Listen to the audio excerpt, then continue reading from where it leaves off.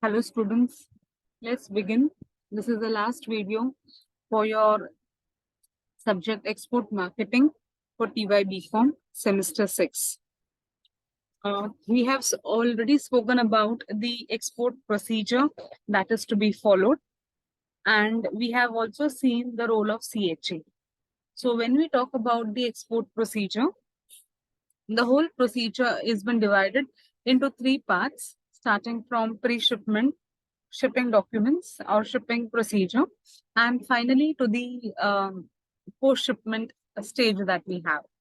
We also realized the importance of appointing a CHA and his role, his um, duties and tasks that he needs to follow when we are undertaking our export trade. Now, this second half is going to talk all about the various documents that will be needed to carry out the trade smoothly and safely in the international market.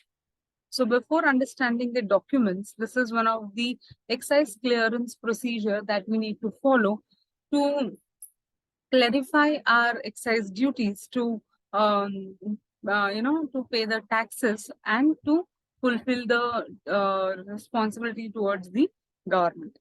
So this is the meaning of it. Excise duty refers to the taxes levied on the manufacture of goods within the country as opposed to custom duty that is levied on goods coming from outside the country. Readers should note that the GST has now subsumed a number of indirect taxes, including excise duty.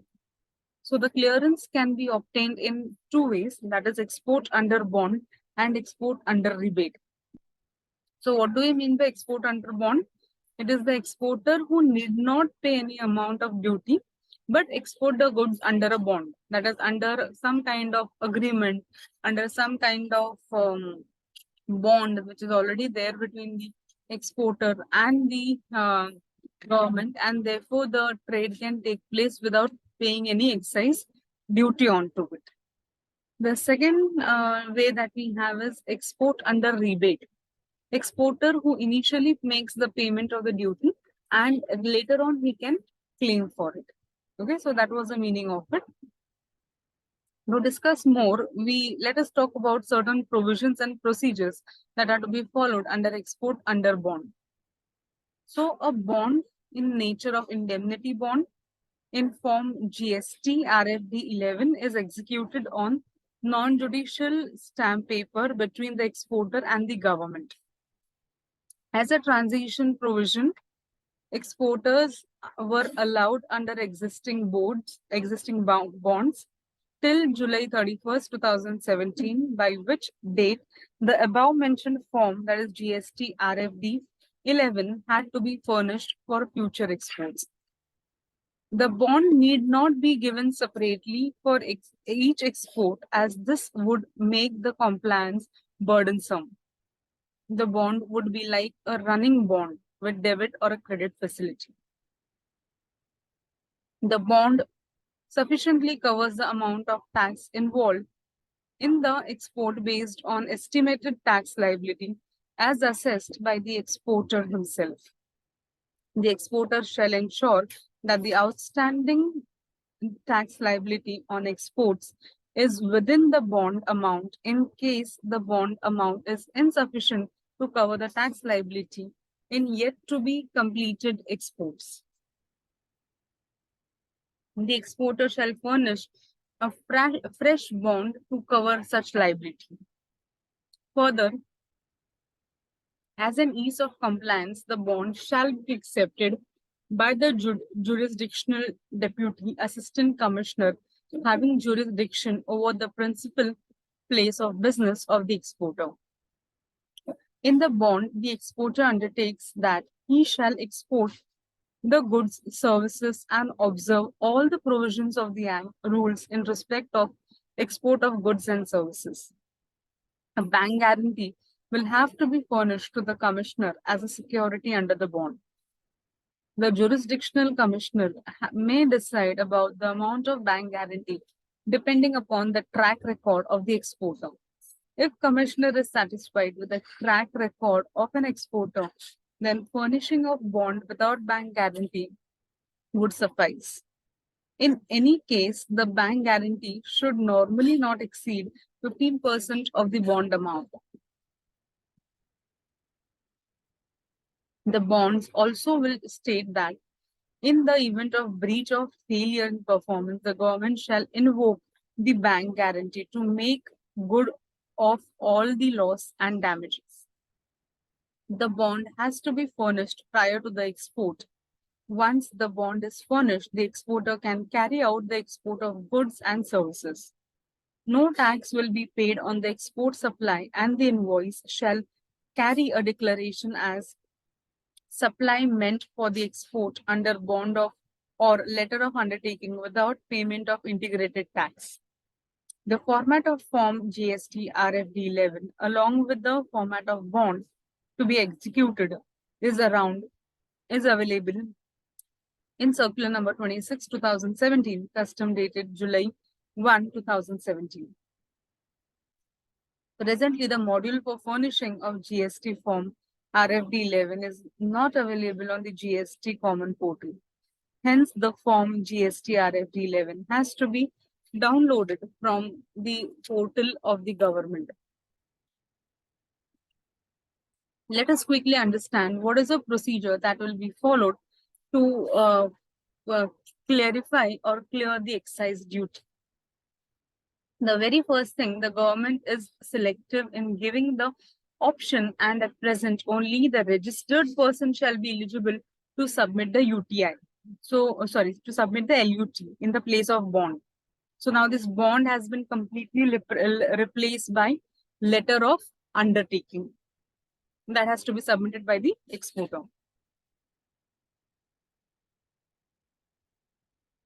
A status holder as specified in paragraph 5 of the Foreign Trade Policy 2015-20 or who has received the due inward remittance amounting to a minimum of 10% of the export turnover, which should not be less than rupees 1 crore in preceding financial year, and he has not been prosecuted for any offense under the CGST Act 2017 or under any of the existing laws in case where the amount of tax evaded exceeded rupees 2.5 lakhs. A letter of undertaking in form GST RFD 11 addressed to the President of India has to be executed by the registered person. As a transition provision, exports may be allowed under existing LUT till July 31st, 2017, by which date the above mentioned form GST RFD 11 has to be furnished for future exports. As an ease of compliance, the LUT, that is letter of undertaking, shall be accepted by the jurisdiction having jurisdiction over the principal place of business of the exporter, which requires to be filled with the jurisdictional commissioner.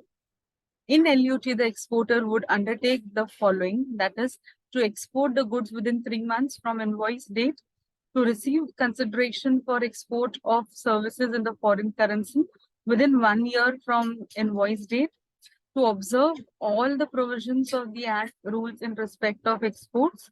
In event of failure to do the export, he shall pay IGST, that is Integrated Goods and Services Tax, along with the interest at 18% of IGST from the invoice date till the date of payment.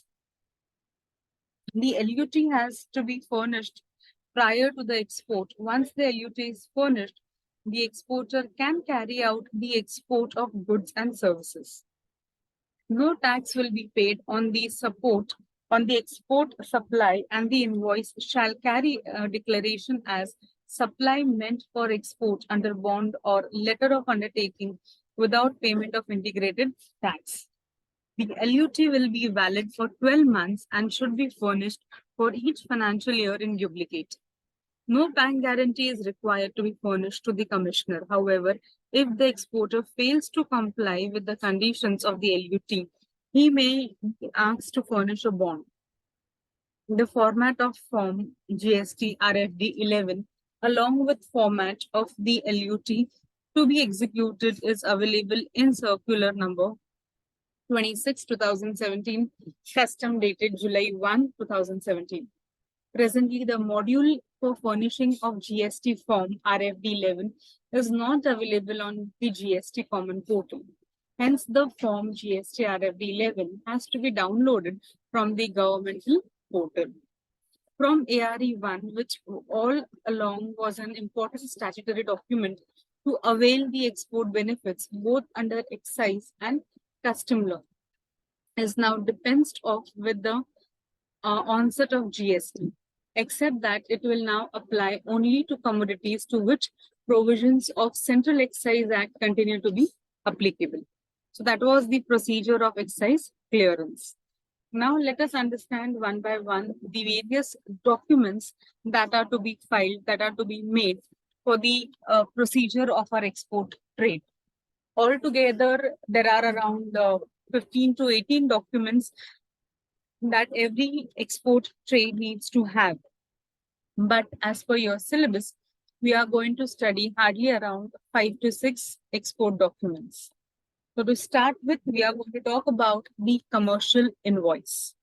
So what do we mean by commercial invoice? Commercial invoice is the very first document that has been made or that has been issued by the exporter to the importer. Okay.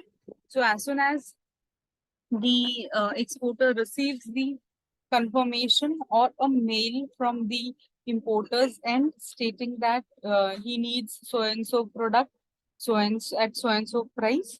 So at that point of time, the very next thing that exporter needs to do is to apply for the letter of credit and also to issue the commercial invoice. So what is the commercial invoice? Commercial invoice in a very simple terms, it is the bill that has been given by the seller to a buyer. So before reading out the slide and explaining you the other pointers, let me tell you, whenever you go to a shopkeeper or to purchase anything, he will ask you to make some payment. Suppose if I have gone to a shop to purchase a laptop, so he may tell that your amount is maybe around 70,000 or so, 71,850 rupees. Then he will say that I'll say, give me some concession. The offer is going on this, that. So when he produces the bill, when he makes the bill, he will write it completely that out of 71,000, 1,000 is deducted as the bill. There was some offer or discount that has been given to them and all. Apart from that, he will also specify what kind of a laptop that I have taken, which company, any add-on things that I have taken along with the laptop, or even for that matter, if there is any kind of warranty guarantee that has been issued along with the selling that they are doing. So all this will be mentioned onto their bill. So that is what is in international trade. That is what is called as your commercial invoice, where the exporter needs to specify. I'll just show you. Yeah, you can see this. You need to write the full name of the exporter and the importer, the company's name, their contact number, their postal address, the city, the country, what they belong to. Reasons for export, they want to resell it, they want to use it for a commercial sample, they want to use it as a document or to gift someone, or what is it. Then description of the product. Cotton t-shirt hai, jacket hai, shoes hai, socks hai, whatever the quantity, there whatever code for them to identify. The certificate of origin stating that from where the goods are to be origin, what is the weight and what is the value. Further, if they have to specify certain comments or certain details, they can specify it over here.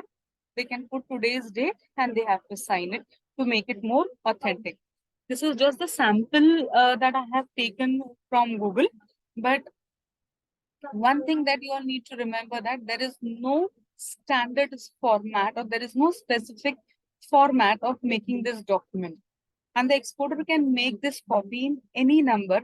There is no restriction. So I'm sure when you would have taken a bill, so if you see there are certain people who want to keep 2, 3 multiple copies, yellow वाला खुद के पास रखेंगे, pink वाला they'll give it to you, white वाला they might keep it one more spare copy to give it to the government or something of that sort. So in short, why am I telling you in detail?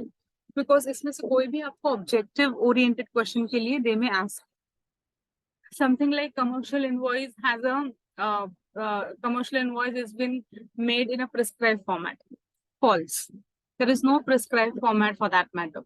Commercial invoice can be issued in 5 copies only. False. It depends upon the exporter. Exporter may issue only 1 copy or he may issue 10 copies. It is the solely decision of the exporter or a seller. This document acts as a base for preparing other documents. So all other documents, you talk about bill of lading, you talk about shipping bill, all this has been made taking the base as commercial invoice. So commercial invoice mein jo likha hai, they try to put it or they try to write it or they try to connect it with the other documents. So all other documents are made based on what information is mentioned into your commercial invoice. Who issues this commercial invoice? The commercial invoice is issued by the exporter. It's a very important and a crucial and a very first document that is given by the exporter to the importer. A commercial invoice is also used to calculate the tariff international commercial terms like cost and CIF and is commonly used for custom purposes that they have. Further, what are the benefits to the exporter? It helps the exporter to clear the custom. For example, if they want to verify, if they want to check. So at that point of time, many a times, I'm sure when you are exiting from a big bazaar or, this big mart, they'll always check. They may not calculate it, but they may always check whether you have a bill or not, and then they allow you to go it further. Same way to clear out the custom clearance and all, this commercial invoice will play a very crucial role.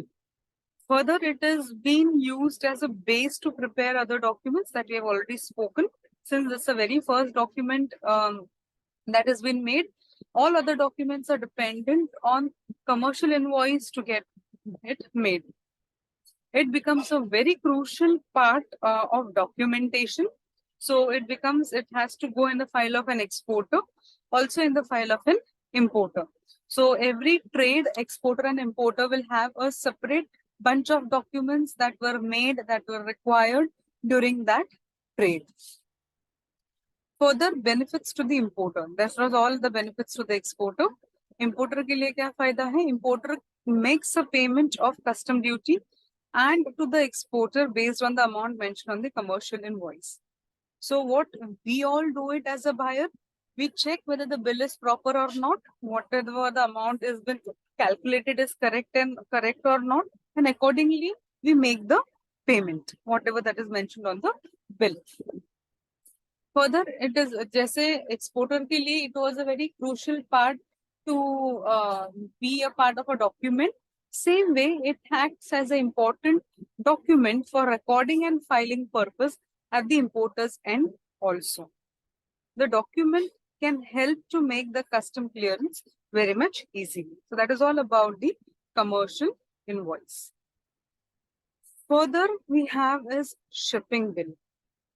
Again, a very important document, and where it comes into the picture, especially when the goods are entering into the water port and the procedure is all the way. That point of time, the concept of shipping bill will start playing a very crucial role. So this is one of the main documents which is required by the custom authorities. It grants permission for the shipment of the goods. It is only after the shipping bill is stamped by the custom, the cargo to be carted to the docks will be allowed to go ahead with it. And now here, these are very small things that you all need to remember. Commercial invoice is the only document where the exporter has a freedom or there is no standard format and there is no standard requirement of number of documents also or copies also that they have to make. But shipping bill mein, they have a standard format which they need to follow. And how many copies that they need to make? They need to make 5 copies of it, 5 times that they have to make the same this thing. They can keep a carbon copy and all, and with different colors so that they can identify which copy that they need to submit it where. But now the question arises, what they are going to do of all these 5 copies? So the very first copy, they'll submit it to the custom officer. Next one, it will help them to get the duty drawback in case if the exporter is liable to get the incentives of DBK. So for that, they need to submit this copy of shipping bill. So the second copy will be submitted there. Then export promotion copy to promote and to give it to those. We need the third one. Port trust copy. So to give it to the port trust officers, we will give the fourth copy. And 1 copy will be retained with the exporter. So this is how the 5 copies are very much needed of shipping bill. What all will be the description of, or what all things will be written onto the shipping bill? Name and address of the importer and the exporter, the number and description of packages, how many cartons that we have, numbering that we need to give, how many goods all total together that we have. We may have 5 cartons, but inside every carton we may have 50 goods, 50 products. So 50 into 5 comes to 250. So this is how we need to mention. Then the quantity, weight, and value of the goods also needs to be highlighted, needs to be specified. Name of vessel in which goods are to be shipped. So this is how we need to mention. We need to write all the details about it. Further, what are the types of shipping bill? So these are the around 5 types of shipping bill that we have. Let us understand one by one what are its types and how it has been used. So the very first one that we have is free shipping bill. It is used in case of goods which neither attract any export duty nor entitled to pay any duty drawback. It is completely printed on the white paper and it is done. So it is like free shipping bill, nothing to claim it back, nothing to pay any duty. So we make the free shipping bill. It has been titled and named as free shipping bill. Further, we have dutiable shipping bill. It is used in case of goods which attract the export duty and it may or may not be entitled for duty drawback. It is printed on yellow paper. Okay? Then we have drawback shipping bill. This is used in case of duty drawback or when refund of duties is allowed on the goods exported. Generally, it is printed on green paper, but when duty drawback claim is to be paid to a bank, then yellow paper may also be used. Shipping bill for shipment ex bond. So it is used in case of imported goods for re-export and which are kept in bond. It is printed on yellow paper. And finally, we have a postal shipping bill. It is used in case of shipment which is moved from one port to another by sea in India. It is not an export document basically. Okay? So these are the 5 different types of shipping bill in which it can be issued. Further, what is the importance of shipping bill? It becomes a very important part of a documentation for both the importer and the exporter. It will also help the exporter to claim the duty drawback from the government. An exporter can load goods only after getting shipping bill from the custom authorities. The shipping bill can help the exporter can claim the incentives. So these are the benefits, these are the importance of shipping bill. So this is one of the specimen copy of the shipping bill that I easily got it on the Google. So I have pasted the photo of it. That is what is all about your shipping bill. Further, the name itself says everything. That is certificate of origin.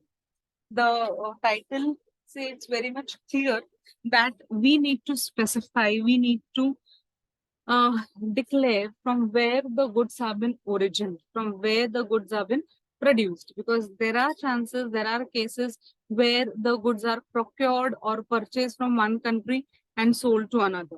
So to avoid this trading, it is always better to have a tag, to have a seal about from where the goods have been originated.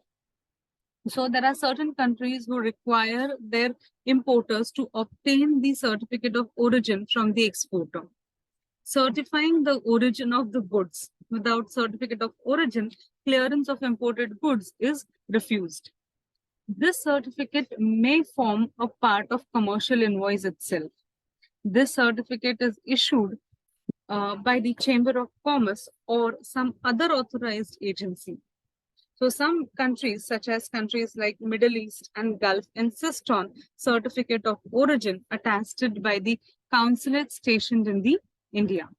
So there are three bodies who can issue the certificate of origin. So it's the exporter needs to apply, exporter needs to request to any of these three. But to be honest, they cannot directly go to DGFT and EIA because they are the higher authorities and they have many other responsibilities to deal with. So the very first person to approach is Chamber of Commerce. So every city, every area will have a Chamber of Commerce, of small chamber of international trade uh, organized or situated by the government of India. So the exporter can approach them first to check and then issue the certificate of origin. If suppose if they are not in place or they are not ready to issue the certificate, they are not ready to issue the certificate of origin, then they may the exporter may approach the Export Promotion Council. Tomorrow, even EPC is not ready and not convinced with it, then they will go to DGFT and EIA. So these are the three hierarchies. So that channel we need to follow. So what are the types of origin? These are the three types. The very first one that we have is a certificate required in general by all countries for clearance of goods by the importer, which will not have much of the clauses. It's a very generic in nature, which is very much required to clarify the goods at the initial stage. Further, certificate required by the availing tariff concessions under GSP extended to imports from India by certain countries like Germany, Italy, Japan, USA, New Zealand, and many more. So there are certain countries who specifically say that we want such kind of a certificate of origin, and so that they can get some concessions, some kind of freedom and all. So that is the second type. Third is certificate required for availing concessions under Commonwealth preferences. So all these three types of certificates are to be obtained in prescribed form from the certified authorities. Yeah, so that is what is all about who can issue and what are the types of certificate of origin. I'm talking very briefly, but you can always elaborate the importance that we are discussing here. So what are why is it important to have certificate of origin? It certifies that the goods are origin from a particular country. As I said, to avoid the trading and to avoid the malpractices, it is always better to have the certificate of origin in place. It helps importing for payment of tariff. Importer can also claim the same for special concessions. Further, it will also be a part of a documentation for both, that is importer and the exporter. It will also improve the relationships between importer and exporter's country. In fact, the whole trade, not only the certificate of origin, but that gives more authentication and more, trustworthy that the goods are actually manufactured. And especially in a country like India, there are a lot of states where they show their creativity. You talk about the Katha work, or even for that matter, Kerala is well known for the choir work that they do it, the coir that they get it from the coconut this thing, and then they make a lot of things out of it. So all this artistic work is highly appreciated in the foreign countries, especially in developed countries. So that is one of the reason why the relationship between the importers and the exporters country uh, may grow very strong. That is all about the certificate of origin.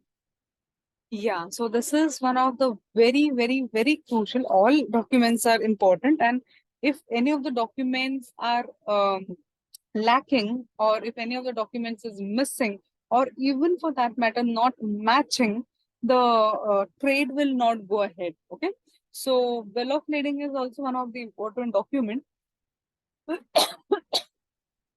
So who issues this bill of lading? It has been issued by shipping company. So if at all, if you go through my last video, I had said that CHA is an employee of shipping company. Shipping company takes the order of, exporting the goods, or of, transporting the goods from the warehouse of the exporter till the time the goods are loaded, the documentation, the tariff charges and other stuff that they can do it. So shipping company gives this task to one of the employee who is named as CHA. Okay.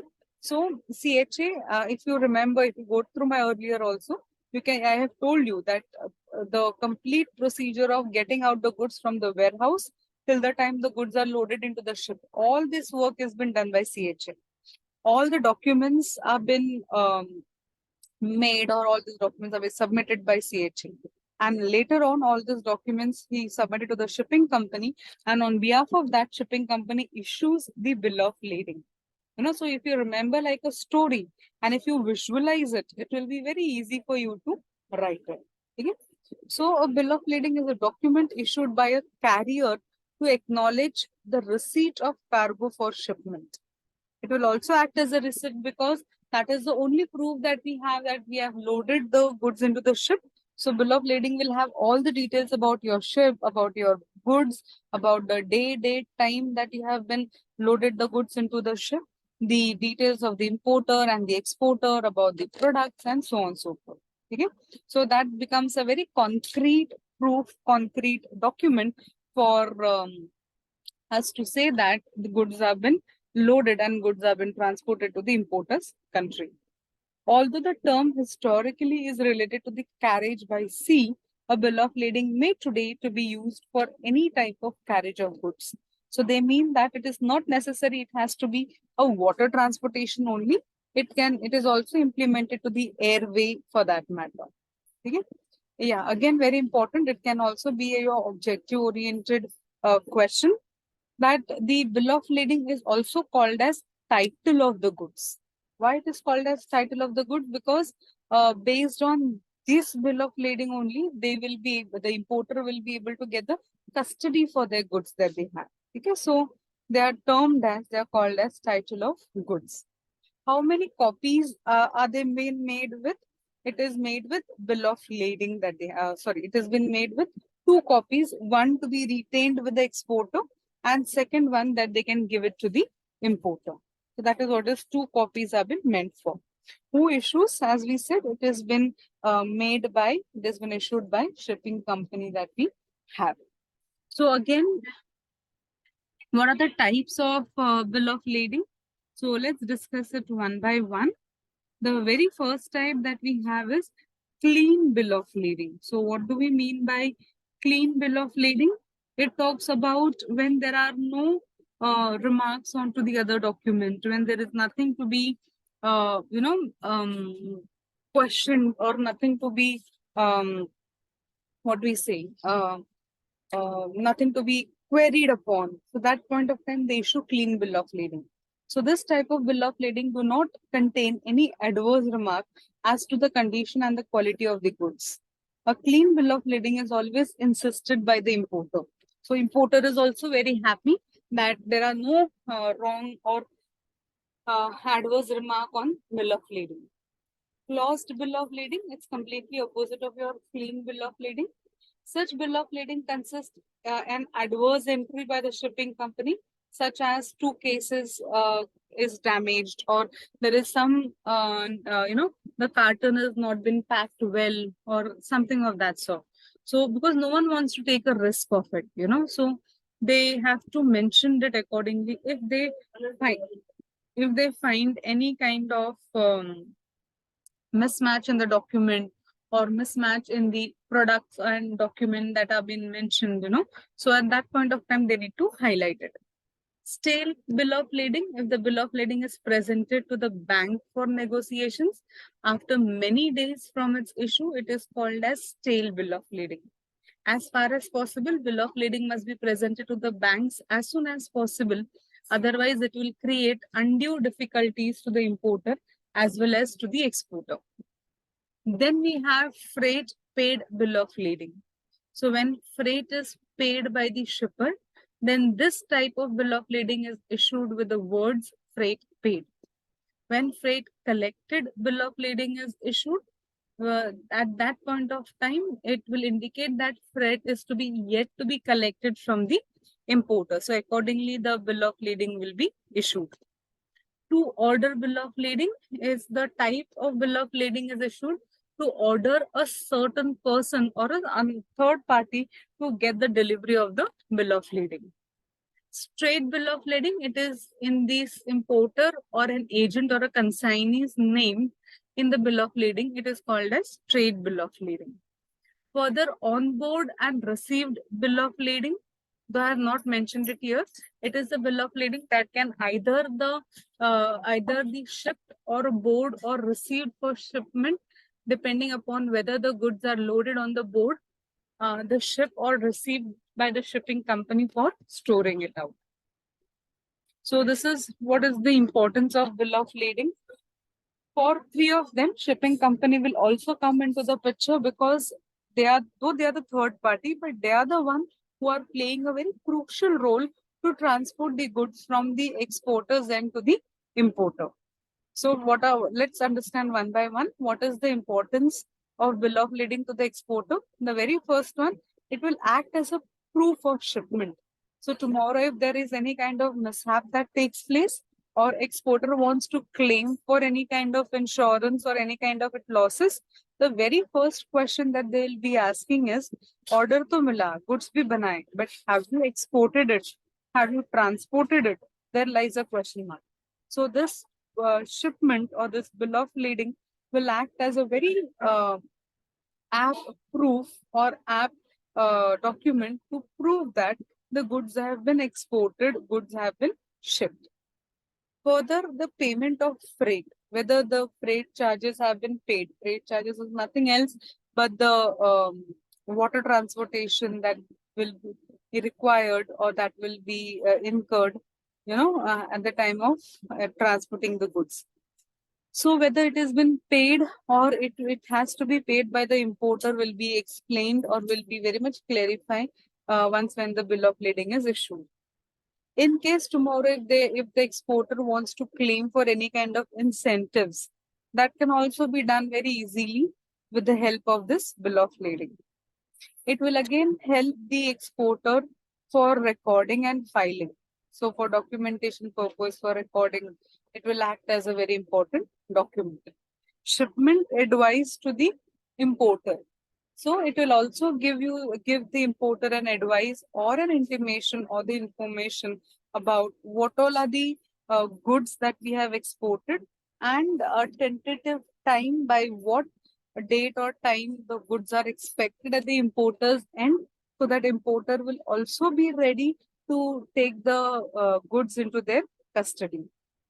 So that is all about the exporter. You can just elaborate it in 2 or 3 lines.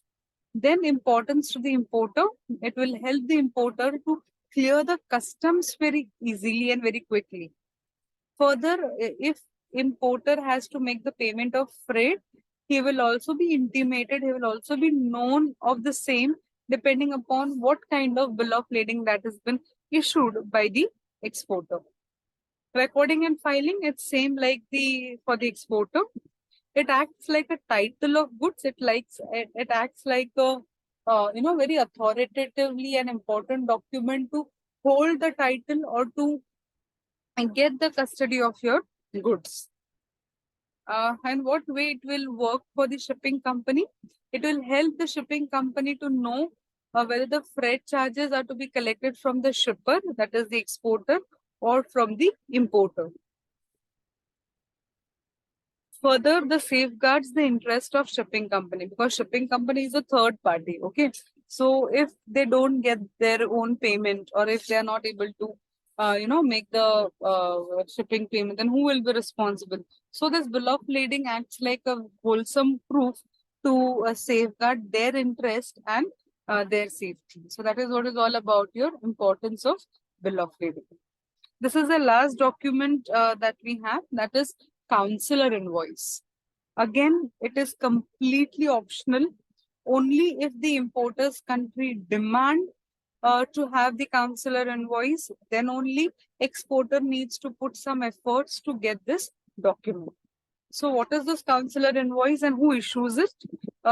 Consular invoice is a document which is issued by consulate officer of the importer's country, which is or who is stationed at the exporter's country.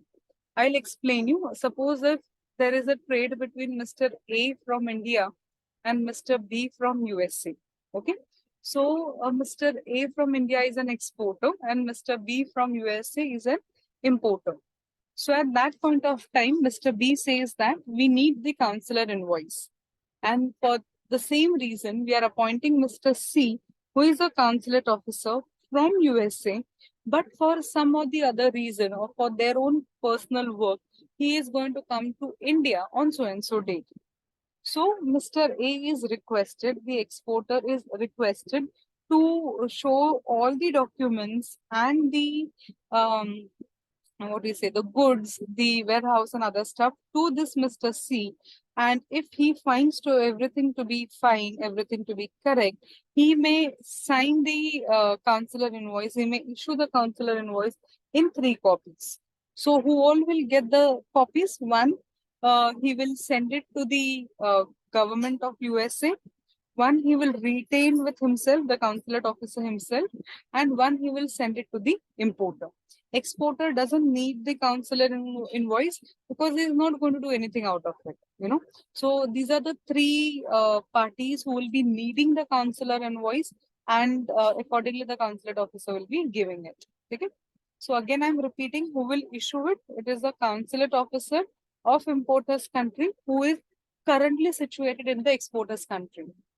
So, and why is it important and why is it necessary for some of the importers? Because they don't want to actually struggle with some time or give away any of the time to scrutinize, to check whether at the importer's country that they have. See, what all we have just studied the one part of it, that is the exporter's part of it. So I have told you what all checking, what all examination of goods that takes place at the exporter's end. But let me tell you, the same thing takes place once when the goods are, exported and reaches to the importer's country.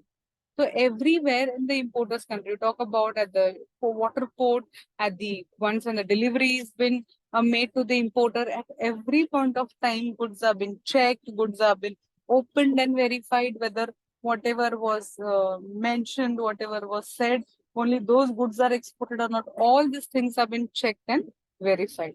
तो ये सब ना होने के लिए और ये थोड़ा सा क्विक होने के लिए if they have the consular invoice, things and the process becomes comparatively fast. Things and work become comparatively very much easy. Okay? So what are the benefits to the exporter? It clears the goods from certain restrictions. Custom clearance takes place at very much ease. Very quick recording and filing or documentation can take place. It can also act as a proof of origin. Okay, that is all about the exporter. Importance to the importer, the custom clearance can take place. Proof of origin, it will act as a proof of origin from where the goods have been originated, where the goods have been produced. Importance to the customs, customs can also play a very important role to clear the goods easily once when they see your consular invoice. It helps to calculate at ease all the import duties that they need to pay. So that is what is all about your counselor invoice. So this is where we have come to an end of your module 4. Only one thing, although the university has not been asked, but still a lot of times, well, maybe once in a while or so, they have also asked the distinguish between either of the any of the documents that they have. So distinguish between commercial invoice and counselor invoice. Distinguish between bill of lading and shipping bill. So but once when you know the importance and other pointers or short note ke point of view, say if you're preparing it out, no matter whether they ask you from the short note point of view or distinguished point of view, you should be able to write. So that is all about your module 4. We have completed with the module 4 and also with the complete syllabus of your export marketing semester 6. Okay. So we wind up here for today. All the best. Do well for the exams.